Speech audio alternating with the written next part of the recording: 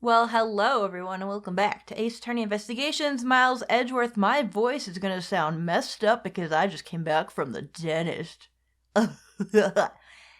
So, can you hear all this crap in my mouth? It's gonna be amazing. And I thought, well, rather than make people wait, because people hate waiting, I'm just gonna do with all this shit in my mouth. What could possibly go wrong? Enjoy. Okay, so we're going to talk to Franny now. What happened? She's already come up with her idea, but we're going to debunk it because that's what we do here. Mr. Faraday's death was instantaneous, while Mr. Rel survived for a short time. It's going to be very hard for me to do her voice.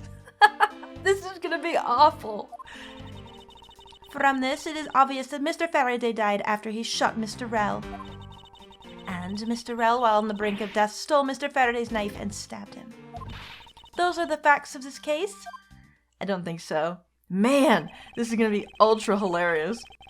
Mr. Faraday's death was instantaneous, therefore he must have attacked first. Proving that logic to be false is probably the fastest way to show her that she's wrong. In that case, I should first look for any holes in her theory. How about holes in my mouth? Because that's what I've got going. No? Guys, I'm sorry, but it was either this or no video at all, and I know what y'all would have done if I did no video. What happened? I'm gonna press everything because that's what I do.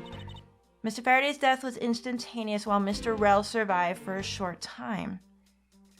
Tell me about that. Do you truly believe that Mr. Faraday died instantaneously? I have the murder report right here. Mr. Faraday died instantaneously of shock due to being stabbed in the chest. There, you see? It's been documented clear as day. Oh, our bra. That's fine. Don't worry about that. We got another. From this, it's obvious that Mr. Faraday died after he shot Mr. Rel. I want to hear what you have to say about all these statements, because I don't know. Mr. Faraday shot Mr. Rel before he died? Do you have any basis for that statement? Your foolishness has no end, does it? Now, I hate to repeat myself, however. Mr. Faraday died instantaneously. That's all the basis I need. Alright, so if Mr. Faraday died instantaneously, then he must have attacked Mr. Rel before being stabbed. You're finally beginning to catch on, I see. I don't know though. Mr. Rel, while on the brink of death, stole Mr. Faraday's knife and stabbed him. That doesn't seem right though. So, you believe that the dying Mr. Rel stole the knife from Mr. Faraday? Mr. Rel became desperate as he did not want to die. Human beings can do amazing things when they are put to the test. So the two men struggled. And in the end, Mr. Rel was able to grab the knife and stab Mr. Faraday. The messy condition of this room is a testament to their struggle. Wait a minute now. Yes, my logic is perfectly sound. Can you really say that it's perfect? What are you insinuating? Oh, hold on to your bra, girl. Nothing. However, I can't let you slide by without further inquiry. One must be clear and precise, so if you could append that statement to your testimony, today's just gonna be one of those days, I can tell you right now. Once your mouth is fucked up and you gotta do all this crap, it's the end. Fine. They struggled, and Mr. Rel used the last of his strength to counterattack Mr. Faraday. Wait a minute. They struggled. Mr. Rel used the last of his strength to counterattack. Don't we have something that will contradict that? Where's the notes? It's either the notes or overview, crime scene notes. Notes pertain to, let's look at this real quick. Victim, Faraday and Rel, approximately 4 p.m. discovered immediately after a gunshot was heard. Faraday died of a knife stab to the chest. The shock from the stabbing caused instantaneous death. Rel died of a bullet wound to the chest. There's no gunpowder burn on his clothes, suggesting he was shot from a few yards away. Well, that's what I'm saying then. It says it's possible he was alive for a little while after being shot. Okay, so that's not it. What was the thing that we had? We do have something that says something otherwise. Other than a gunshot, didn't hear a sign of a struggle. Oh, this is it! He didn't hear a sign of a struggle, but that still isn't really I'm gonna use this. See what happens. Yeah! Girl, I'm gonna wag my finger at you. If the two men were fighting, their struggle would surely cause quite a bit of noise. That is true. However, Detective Gumshoe testified that he heard absolutely nothing. Ha! You place too much faith in that detective's testimony, you know. But, for the sake of argument, let's say there wasn't a fight. How, then, did Mr. Rell get his hands on the knife? Mr. Faraday's bag was sitting right here in lobby number 2. It is not hard to imagine that perhaps Mr. Rell saw a chance and took it out at some point. What do you gotta say to that? So, what you're saying is this. Mr. Rell took a chance when he saw the opportunity and took the knife from the bag. And then Mr. Faraday shot Mr. Rell after being stabbed? I don't know about all that. Something's weird. Isn't there something strange in Francisca's statement just now? Yes? Wait, something doesn't add up. Oh, really? It's simply not possible for Mr. Faraday to have shot Mr. Rell after being stabbed. Oh, we just looked at that because the crime scene note said so. That's right. Yeah, girl, sit down. Go back to daycare, please. According to the coroner's report, Mr. Faraday died instantaneously, meaning that he died immediately upon being stabbed by the knife. Ergo, he could not possibly have fired the gun after that. You just said it too. Girl. Ooh, you got me. Yeah, some finger wagging is about to happen in here. But of course. Well then, if the report is correct, then there is only one correct explanation. If we suppose that Mr. Rell attacked first, then Mr. Faraday, who died instantaneously, would have been unable to kill Mr. Rell. Therefore, Mr. Rell must have stabbed Mr. Faraday after he was shot. Then they both died. That is the only explanation that makes logical sense. Excuse me. Negating your opponent's ideas in order to prove your own theory. I see you've been studying, Francisca. Oh shit. I mean, to be fair, you know she knows. I just wanted to explain it to you as simply as possible. Before you foolishly propose a foolish theory that only a foolish fool like you could. Huh. How naive of you to believe that your only opinions are valid, and still expect to discover the truth that the crime scene offers you. Oh shit, there's so much finger wagging in this. What do we do? Francisca, you've still got a ways to go. Ha! Get wrecked, girl. What are you talking about? Are you saying there's a flaw in my logic? Mr. Faraday died instantly, and the fact that he did is what gives rise to the contradiction in the scene. The contradiction in the scene? The contradiction in the crime scene is here. The order of events, the order of the bodies. Wait a minute. Hang on now. Okay. I get it already. If they're saying that Mr. Faraday died instantly, he's on the top. How did that happen? If he died instantly, why would he fall? On the top of the bodies. And that's one of the options here. The order the bodies fell. That's gotta be it. Let me get this straight. What you are arguing is this. Mr. Faraday took the gun from his evidence bag and shot Mr. Rell. Then the wounded Mr. Rell found an opportunity to take the knife and strike back. Excuse me, you guys. This is the worst day ever to be doing this. I've had my mouth open for like the last 2 hours. My throat is wrecked. My mouth is all numb. I don't even know what's happening. Upon being stabbed, Mr. Faraday died on the spot, and Mr. Rell died thereafter. If that's the case, then how do you explain this? Look at this. Look at these bodies. Take a good look at the order in which the bodies are piled. Franny, it's right in front of your face, girl. Mr. Faraday's body is lying on top of Mr. Rell's, therefore Mr. Rell must have died before Mr. Faraday. Impossible! Oh, shoot. That trading bra? Gone. Yes, I agree that it seems strange no matter what angle you approach it from. Oh. Is that a euphemism? Yeah, I'm gonna go ahead and say that it is. Which means that the real mystery behind this crime scene that we must solve is... Whoa! You can't object. First of all, why are you objecting me? We're just talking like civilized people. No, not so fast, Miles Edgeworth. What now? I simply think that you ought to think a bit more outside the box. And that it's even clearer now than the incident started with Mr. Faraday's murderous intent. What are you talking about, girl? She sure bounced back quickly. An explanation won't be enough this time. It's going to take some very decisive evidence to prove her wrong. Great. Do we have that? Let's hope. Alright, what happened part 2? It was just chance that Mr. Faraday's body fell on top of Mr. Rel's. The two bodies fell into a pile, which indicates that they attacked each other at the same time. It really doesn't matter in the slightest that they fell in the opposite order. That's what you have. Really? I just know that Francisca's explanation isn't exact correct. God, saying her name alone is difficult. Oh, guys, I'm so sorry.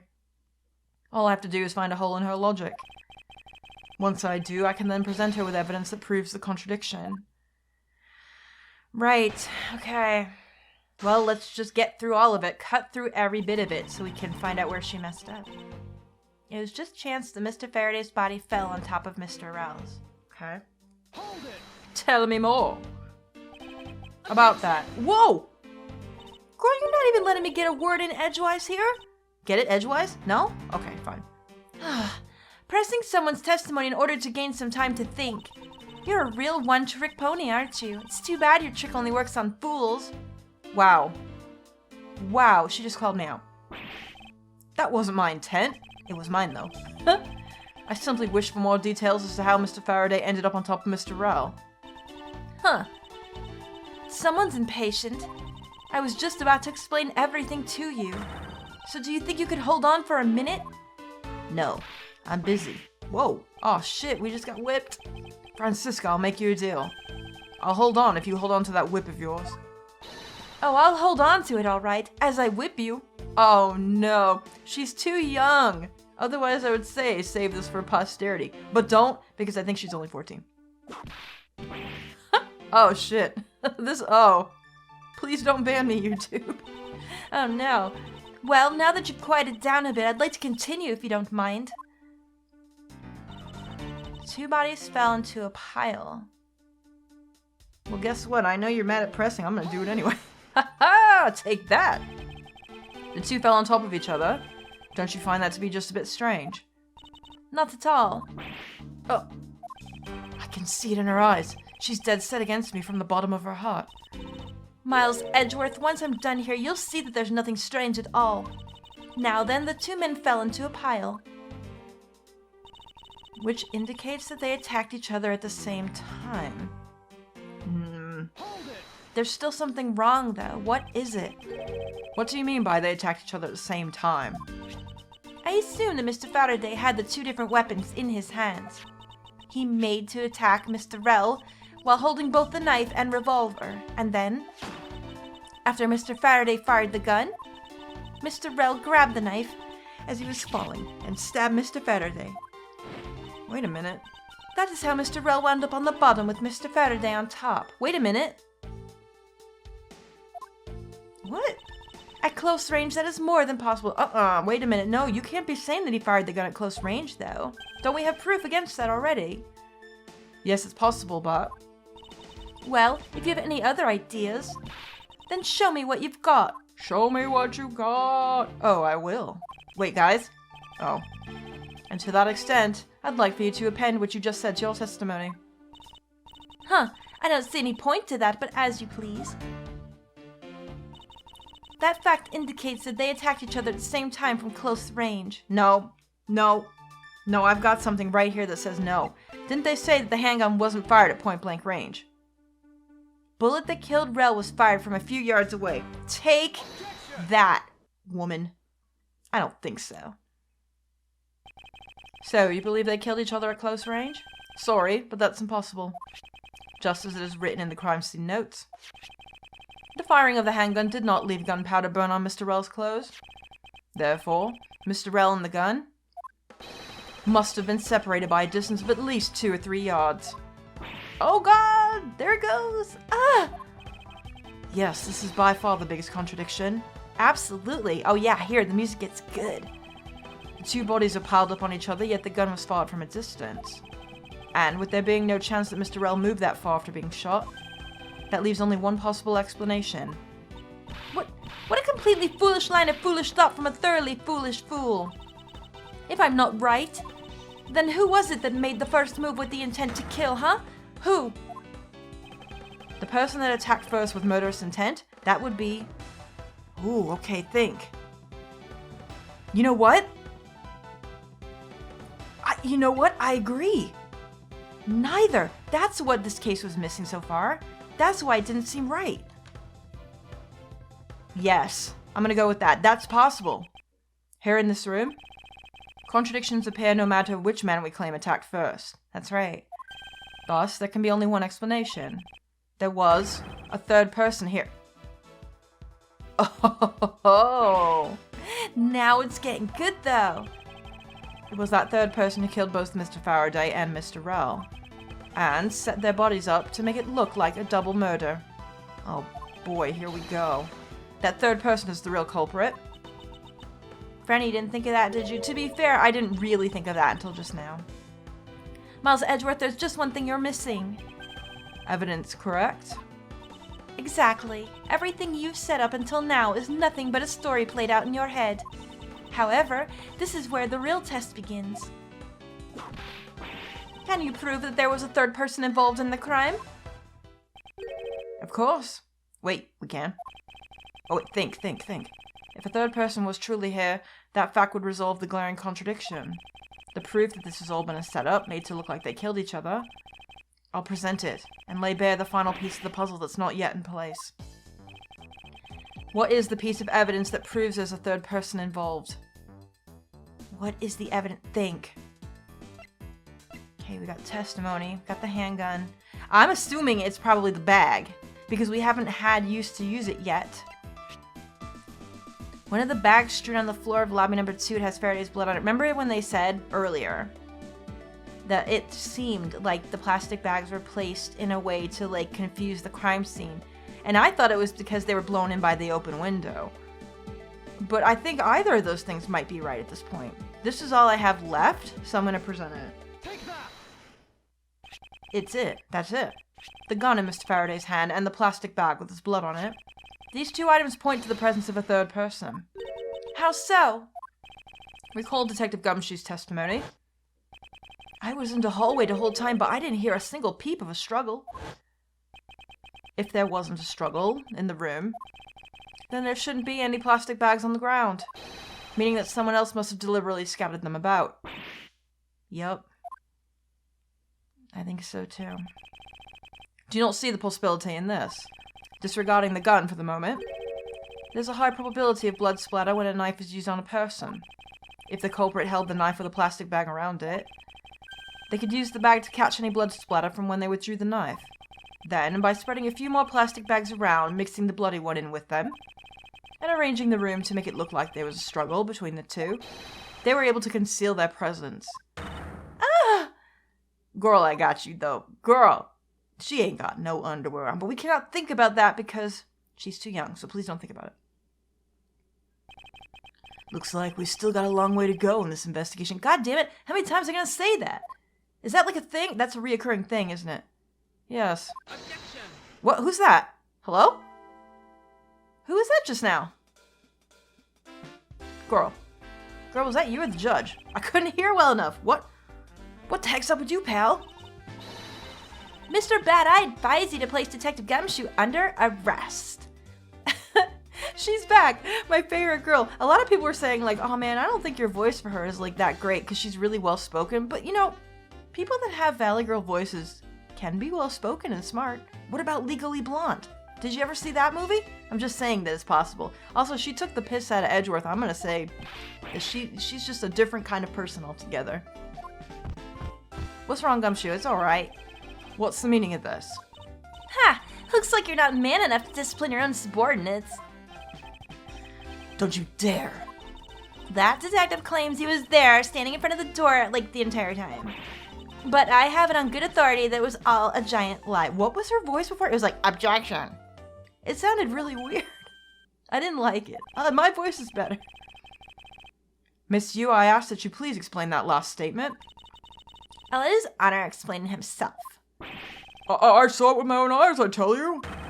Is this the first time we've ever seen the judge's legs? It's weird. During the recess, there was a period of time when there was no one in the hallway. What?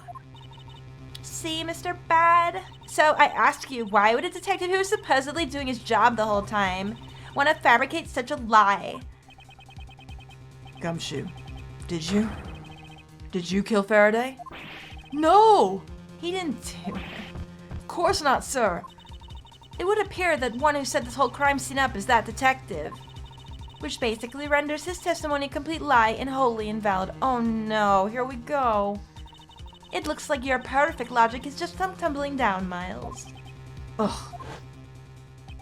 I was in the hallway the whole time, but I didn't hear a single peep of a struggle. So they're discrediting that now. Was that statement really a lie? Detective Gumshoe, you're now a suspect in the murder of 2 men. Now spit out the truth, so help me. I haven't lied to anyone, sir, honest.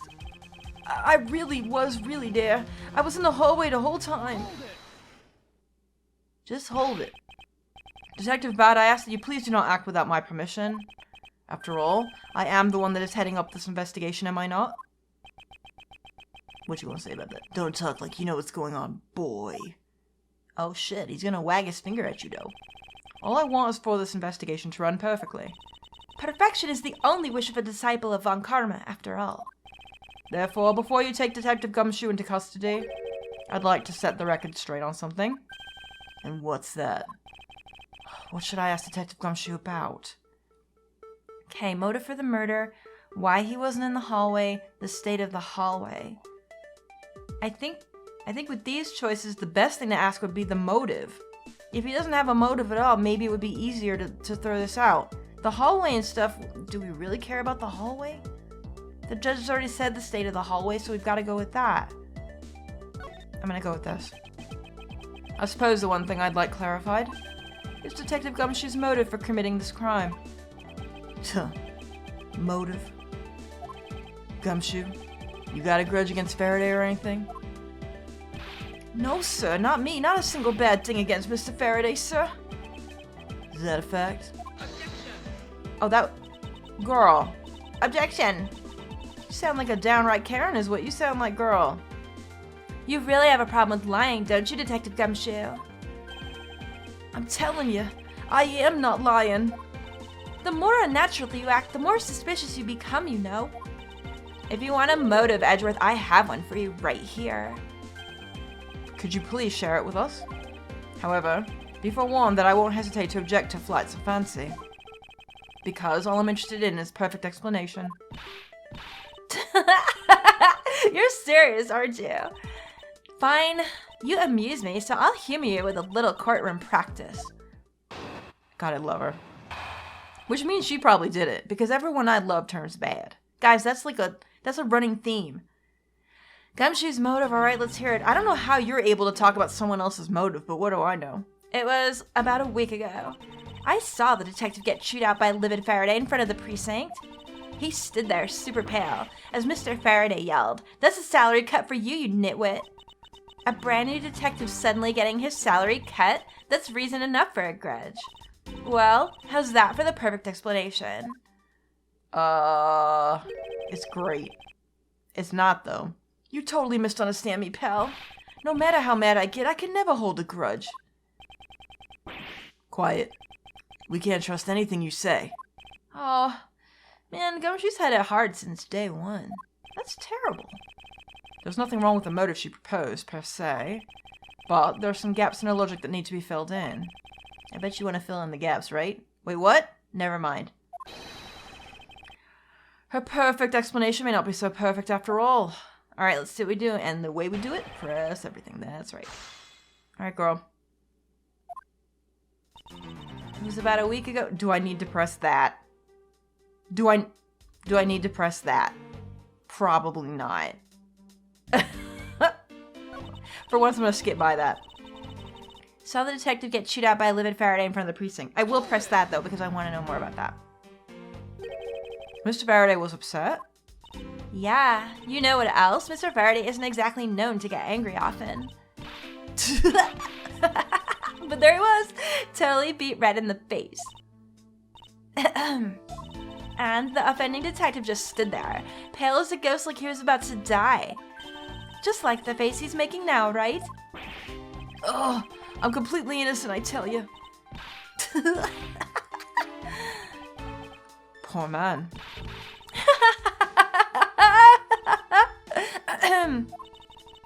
It was quite this scene with the detective. He stood there super pale as Mr. Faraday yelled, "That's a salary cut for you." Okay. Tell me more about that. Poor guy. This is just gonna be all like laughing at Gumshoe, isn't it? You just stood there watching this unfold in front of you. Yeah, I have to say it was really enjoyable too. But that's why when I saw Detective Gumshoe earlier, I knew to steer clear of him. No way. I thought it was because I had something stuck on my face. But you do. Huh? What I got stuck on my face? Let's start with your eyes, nose, mouth. Oh, and those ridiculous eyebrows. Huh? Oh my god, poor Gumshoe. Oh man, mess with your head is like too much fun. Oh, this is terrible but also funny. Monsieur, if you don't mind, I'd like you to return your testimony now. Sure, why not? She's hilarious. A brand new detective suddenly gets his salary cut. That's reason enough for a grudge. Explain that, please, in more detail. To cut a new detective's salary right off the bat like that. I'm not really familiar with the way you guys relate, but is that a common practice? Speaking of cutting my salary, didn't you threaten to do that to me earlier too? Maybe. I suppose I did. It's only natural to cut a worthless detective's salary down to their actual worth. My father can even fire anyone, new or old, with a snap of his fingers. Alright, I'm glad that your father is Thanos. It's really great. Do you think maybe that's the reason enough for detectives to hate you people? Well, I guess. They really shouldn't cut people's pay. Detective Bad, don't tell me Mr. Von Karma cut your salary earlier. Probably. How's that for the perfect explanation? No, I have questions, ma'am. Many. You call your explanation perfect? Is it not to your liking? Uh-oh, you get the finger wag, girl. That's serious. Unfortunately for you, it's just not up to my standards. Oh? Is there something you want me to clarify in that case? What should I do? Should I raise an objection? I think so. Usually when they go into this, you should. Very rarely. I think only a couple of times I can remember that you say no to this. So I'm gonna do it. Alright, if you could clear this one thing up for me. How Mr. Faraday was killed, the motive for killing Mr. Rel, and Faraday and Gumshoe's relation.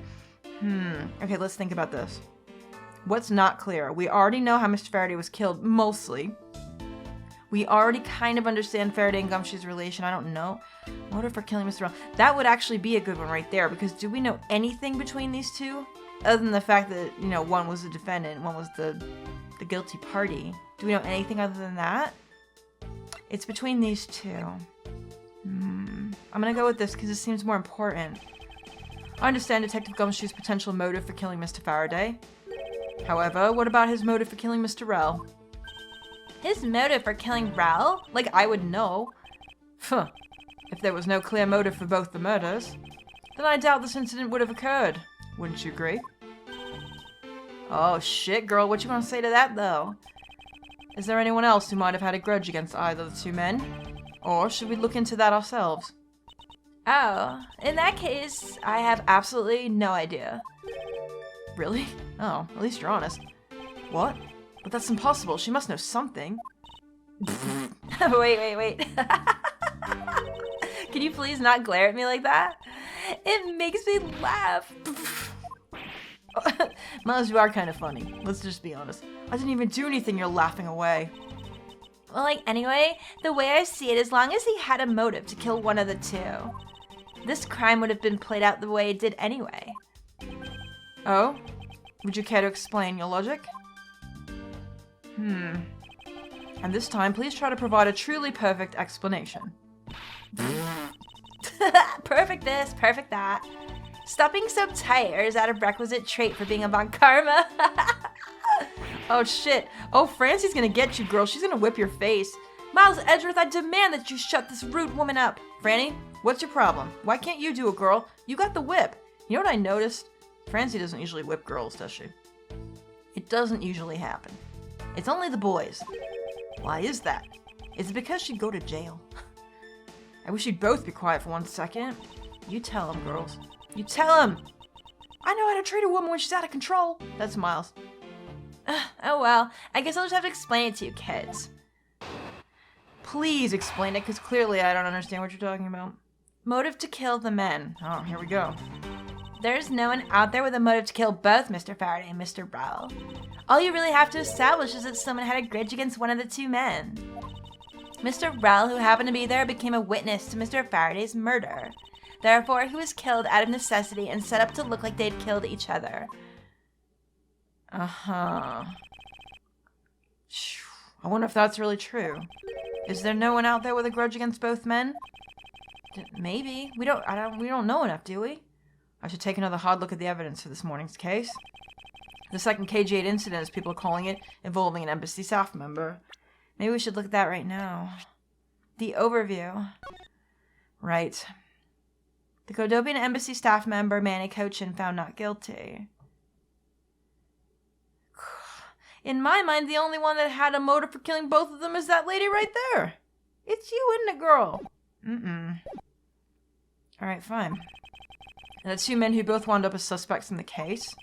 Is there someone else I'm overlooking who's somehow related to them? Yep, I think so. I think I know who it is. Right, where do I press that, though? There's no one out there with a motive to kill both Mr. Faraday and Mr. Rowell. Honestly? She's saying it right here. What if I presented it right now? Because we already saw the dude here. Oh shit, I'm doing it. Yes! Miss Yu, I believe there's someone you overlooked in making your statement. Or rather, is it because you'd rather not bring this person up? What do you mean? We are looking for someone with a reason to kill both Mr. Faraday and Mr. Rowell. I can think of at least one person that fits the bill. He was the suspect in the original KG8 incident, yup. And a member of the Kodopian embassy staff, Mr. Manny Cochin. Oh man, I can't believe she didn't flinch or anything. Yo, she is a stone-cold fox, look! You know that bothers her, too. But she didn't have, like, the freak-out flinch sprite or anything. That's right, the very man who came to visit you earlier out in the hallway. She's got it together, doesn't she? Except when she starts laughing, but still. The man who killed a member of the Kodopian embassy staff, Mr. Rowell, and the man who was the lead prosecutor of the KGA incident, Mr. Faraday. It's all linked, isn't it? Are you telling me that Mr. Cochin has no reason at all to kill both these men? Well, I suppose he might have a reason or two. You covered for me, pal? Aw, Gumshoe, of course. Maybe you're not such a bad guy after all. Oh, he thought we were bad. Don't get ahead of yourself. You're still a suspect, make no mistake about that. The perfect evidence, the perfect testimony. These are the only things I wish to hold. But I didn't do it. Tuh. You'll stay under my authority and go investigate Mr. Manny Cochin for me. And remember, I will not be very forgiving should any of this leak out. Whoa. Was that a euphemism? It was, though. That's why this guy interrupted. You want to investigate Cochin? You'd just be wasting your time. Why is that? His music's really good. Cochin was up in the viewing gallery watching the trial, or so I was told. Every cop in this place has been keeping an eye on the guy since he arrived. Then the only real suspect we have is still Detective Gumshoe. I suppose so. No way. Come on, Detective Bad, you gotta believe me, sir. I really wasn't that hallway the whole time, sir. I never took a single step into the room, sir. Okay, then are you saying there was someone else who passed through the hallway? No, there was no one else, sir. Then why should I believe you didn't do it? That's just one incredibly foolish detective. Standing right in front of a crime scene all by himself. It's as good as a confession of guilt. I have to admit, it's a bit strange. Most criminals will fabricate some sort of lie to escape their crimes. And if that detective really wanted to prove that he is innocent, you'd think he would at least offer up I spaced out while on duty or the like. Oh no, what are we gonna do? Come on, Gumshoe, time for your interrogation. Oh shoot, well we'll have to do that in the next one. Poor Gumshoe. We'll work this out. We'll work this out somehow. Don't worry about it. You guys, thank you so much for watching. I'm sorry my mouth sounds so weird. It'll be fine by the next ones, I'm sure. So we'll be all good to go. I hope you're enjoying this as much as I am, and I'll see you in the next one. Toodaloo.